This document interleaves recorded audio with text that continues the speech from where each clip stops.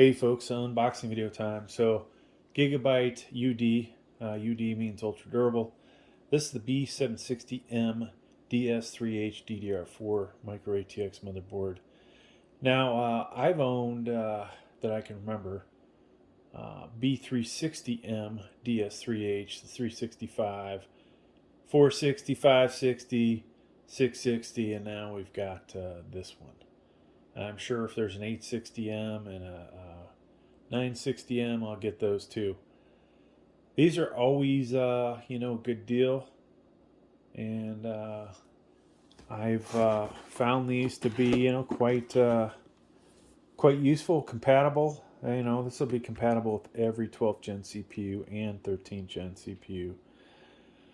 So I think we're shooting in 4K. If you got a good monitor, you might be able to read what this says on the back without me even moving it. But there's the information about the power stages: 6 plus 2 plus 1. Pci Easy Latch, which is definitely a nice feature. I'm amazed it's gone this long with how difficult it can be to get a graphics card out for them to finally come up with a good system. At times I've had to break that thing off just to get the graphics card out. 2.5 gig LAN, Type C Charlie connector, so that's good news. And then let's see if we can get in here and read this stuff. Of course, the chipset is LGA, or the socket LGA 1700. And I don't know that we can read the rest of that, but you guys hopefully can. Alright, let's get this open. I've had this about 5 days now, and we haven't done anything with it. So a couple of SATA cables in there.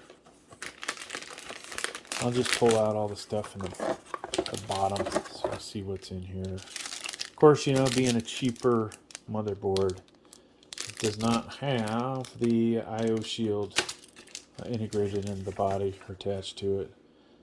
Multilingual installation guide. Now, folks, there are other guides out there, manuals online, just so you know. If you don't find, obviously you're not going to find any information in here, right? So you have to go online to get the actual real manual related to this. Now, yours truly will do both types of BIOS updates with this. So that means going through the BIOS and then also doing a BIOS update without a CPU, GPU, or RAM installed. I'll show you how to do that. We'll also probably compare this to some other motherboards. Matter of fact, one of them's on here. I'll probably compare this to the B760 Aorus Elite AX DDR5 that I have. And maybe we'll find another motherboard to compare it to. I think I have a B660 DS3H we could compare it to. Alright, so let's go ahead and get this out of the way. Now, I will do at least 1 or 2 installations with this motherboard. Of course, we gotta milk these motherboards, right? It's the way you get paid, and one of the only ways to get my money back. Because Lord knows this unboxing video will be lucky if it gets 1,000 views. Alright, so folks, here it is. Let's tighten up the shot a little, as we used to say when I used to do television stuff. So, LGA 1700. I think the cover says LGA 1800 as well. Who knows what the exact future is for that. Maybe these plastic gizmos will be used for both of them, but yeah. 4 RAM slots. So I don't believe there's a DDR5 version of this. This one is DDR4, and we most likely will, I think we'll probably put our G-Skills 3600 megahertz on here and have 32 megs of that. Maybe I'll do a comparison between that and 6000 DDR5 at some point. So, of course, if you have only a pair of RAM, you're going to use A2 and B2, right? Dual channel. If you have 4 sticks, you would fill all of these. Of course, you'll note that on the motherboard there. All right, let's start in the bottom left. So HD audio connector here, folks. We have, some of this stuff's hard to see, but PCIe should be 3.0 by 1.0. Two of these guys, right? And interesting enough, this actually has a little device to detach it. Then you got your PCIe 4.0 by 16 for your graphics card. M.2s, there are two of these. They should... Actually, that's interesting. I'm sorry, folks. This thing is used to lock this M.2 in. All right, has nothing to do. Oh my gosh, has nothing to do with putting in an expansion card in there. CMOS battery right here, and then going back to this M.2. This one has the heatsink. There'll be a little piece of plastic underneath this that you'll want to remove. And this is the preferred one for you to put your motherboard, or excuse me, your operating system drive on that, right? Because that's probably the drive that's going to get the hottest, most likely. Now, let's see. Looks like we've got ARGB here, RGB, USB 2.0s here. And if I'm skipping it over, because you're never going to use it, most likely. But fan header here, folks. All your front panel connectors. So HDD LED, your power switch, power LED, and your reset switch will be in these first two rows and the first 4 pins from left to right. Over here, we've got, if you have a PC speaker, let's go ahead and zoom in so you guys can see that, because you may have difficulty actually finding this information later, or if you do buy it, you may have to put on reading glasses or magnify somehow.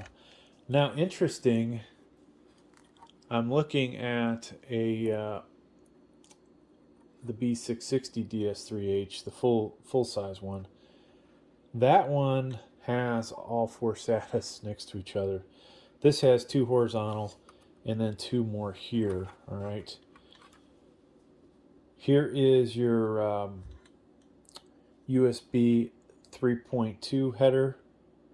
Another fan header here. 24 pin. This is for ATX power supplies right here. Okay, power up the motherboard. Nothing else down here. It's a pretty basic motherboard. Here is your CPU fan header.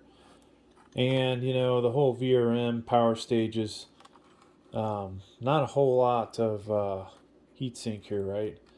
So even though this motherboard, states that it can be used with all of the 12th gen and 13th gen, this is really only good for your lock CPUs, okay?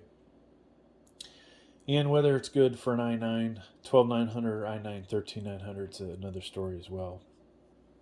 In case I clipped it and you couldn't see it, this is the CPU fan header. Now, on this one, it has a 1x8 CPU power connector.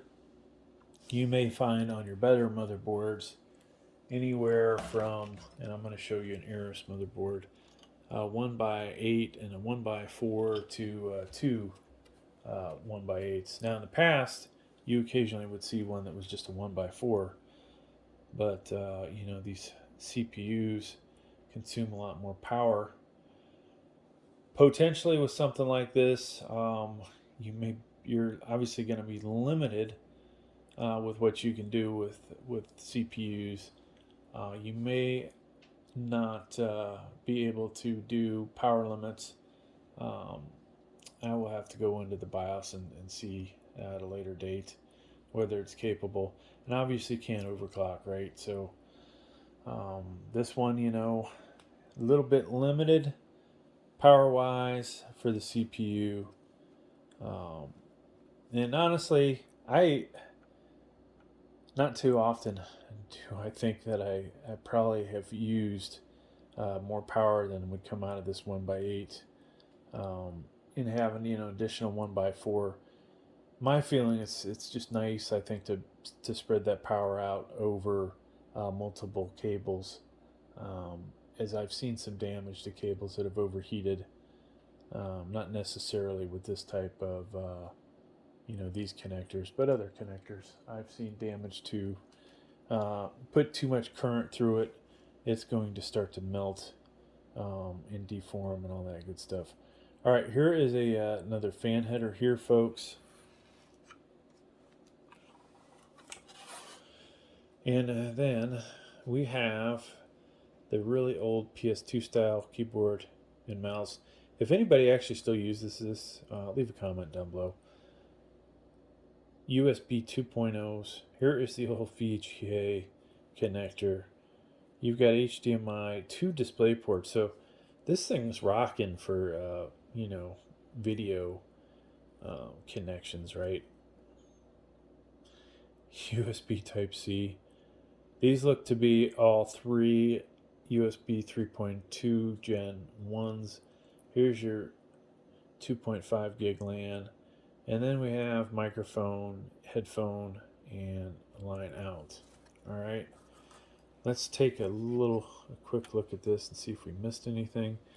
Now, we'll do another version of this macro view, basically, which, it'll be super close. Like this cell phone here, which is really awesome. I don't think it has macro on it, but I'll use a different camera for that.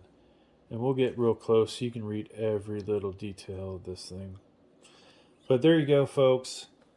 That's this video. Now, future videos, I will do installation. So i3-13100F will be the first one that goes into this. And then I might swing back and put the i9 12900 in it, or an i3 12100 in it. Mainly what I want to do with this is compare the i3 12100 to the i3 13100. All right.